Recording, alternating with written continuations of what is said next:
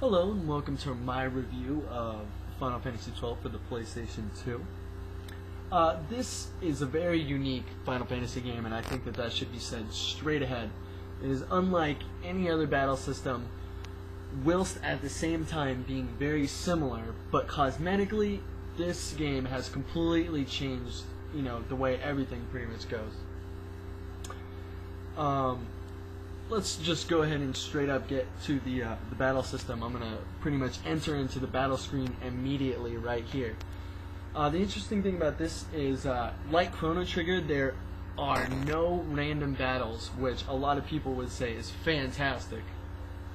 But actually the battles are on the screen, and as you can see, I'm walking around with 3 people right now. 2 people are lagging behind, but they're just doing something. But I'm in the battle system. If an enemy were to walk up to me right now, I would be ready to go. There's nothing I can do. It's just, that's how it is. Hopefully we'll run into some enemies right here so I can give you a fat example. What can be said about this game is a lot of people complain because the polygons in this game were reduced from Final Fantasy X, which was released a few years earlier. And so it gives the game a little less of a, really, really detailed view. It's actually focused more on textures, and if you can see, there's actually, he's got muscles, but it's completely flat right there, but they use textures. So instead of making a maximum polygons in the game and trying to make it push the PlayStation console, they really reduced it and used a lot of great textures. I think it looks perfect. I think it's beautiful. The game just definitely, they fit as much stuff as possible in here. I can't even list how many side quests there are. I mean, it's literally just out of hand how much stuff there is to do. Not to mention the FMVs, which are completely numerous. I mean, they are just all over the place. Like, you will see, and the final FMV, I remember sitting there for 30 minutes. I mean, they really, really give it to you in this one. And if you're noticing, I'm actually rolling up to these guys, and there's a little line that comes out, and my guys go ahead and attack.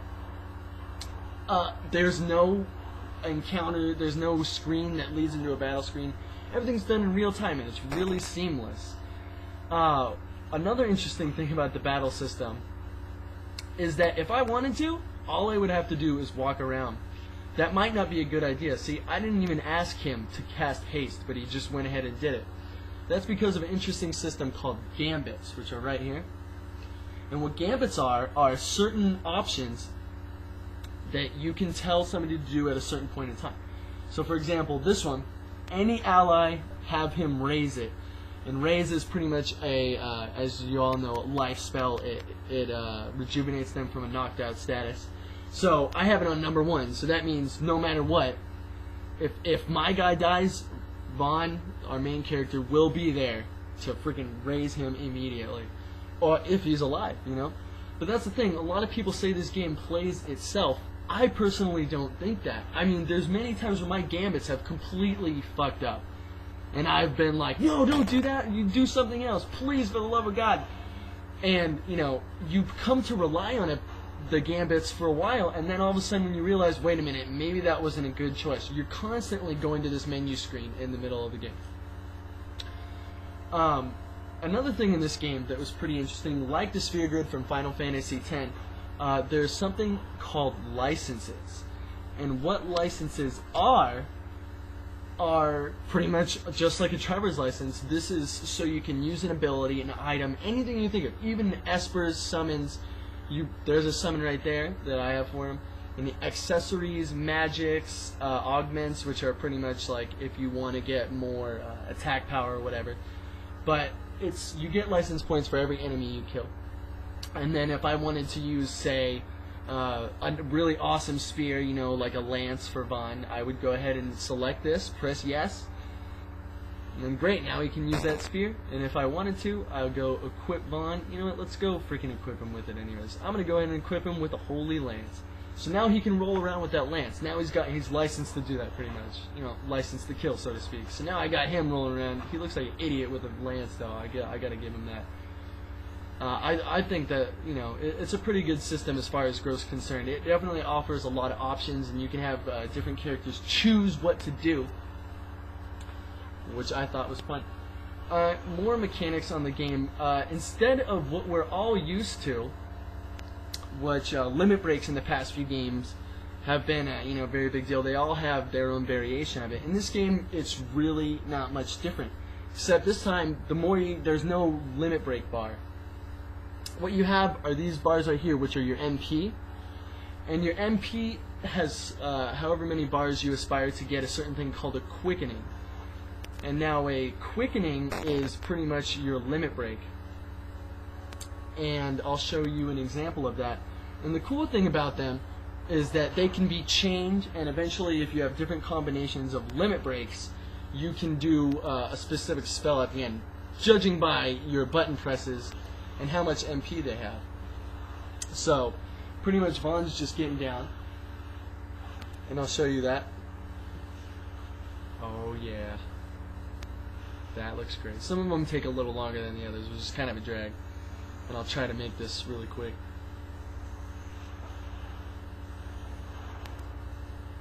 Most of the spells are very powerful too. They're pretty much like go-tos during the entire game. Oh shit! No! Ah, I effed that up.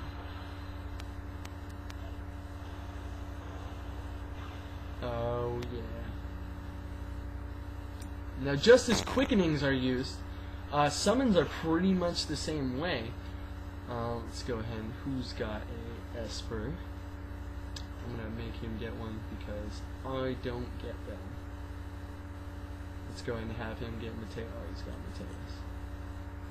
Oh, I can't change my name. But summons are very, very similar. They both use a mist bar and everything. Now let's talk about the story. The story in the game is unlike, a lot of Final Fantasies where it's straight ahead, hey, we're gonna go kill the final boss here, let's go get this done.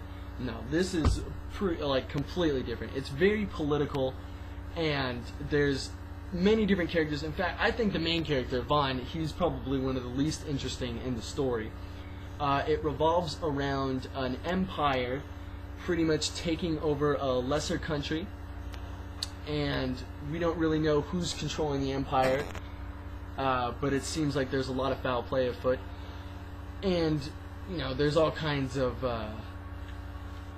backstabbing going on, and, people absconding with the empire, and it's very, very complex.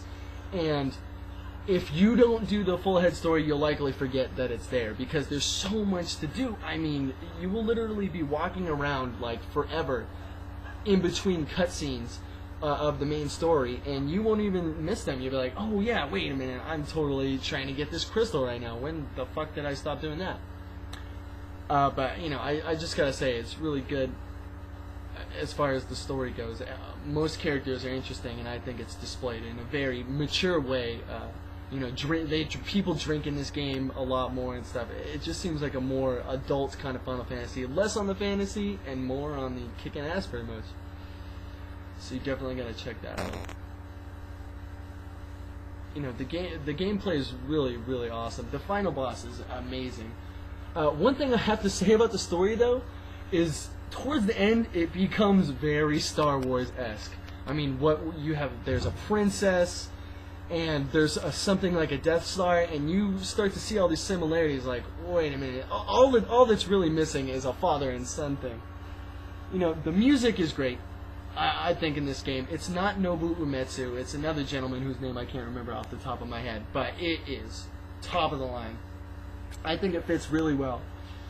The only problem I would say I have with this game is sometimes there's just too much shit that you have to do to get through the story. I mean, seriously, you will be running through a dungeon for 3 hours and you will not have fought anybody, and it's just very trying after a while. Another thing, it feels like it's ripped off towards the end of Star Wars. I already said that, but it's a quality game. I gotta give it a 9 out of 10 just because it's Final Fantasy. The quality's there. I don't care what people say. It's a great game. You gotta check it out no matter what. But anyways, thanks for watching. Have a great day.